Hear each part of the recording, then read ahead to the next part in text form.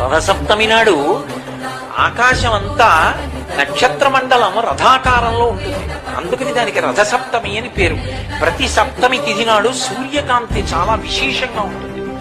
అటువంటి సప్తమి తిథి నాడు రథసప్తమి వచ్చినప్పుడు ఆ జిల్లేడాకులు రేగుపళ్ళు తల మీద పెట్టుకుని నమస్కారం చేసి సూర్యుడికి స్నానం చేస్తారు. ఎందుకు అంటే సూర్యబింబంలో ఉండేటటువంటి ప్రాణశక్తిని పుచ్చుకుని జిల్లేడాకు ఇక్కడ ఉండేటటువంటి గోరువెచ్చటి ఆ బ్రహ్మస్థానము నుండి ఆ లోపలికి ప్రసారం చేస్తుంది. దానివల్ల ఎదర వచ్చేటటువంటి విశేషమైనటువంటి వేడిని తట్టుకోవడానికి కావలసిన శక్తి వస్తుంది. రేగుపండుకి ఓ లక్షణం ఉంది, పీడ తీస్తుంది. అందుకే పిల్లలకి భోగి పండగ నాడు చిల్లర పైసలతో కలిపి రేగుపండుకు వస్తారు.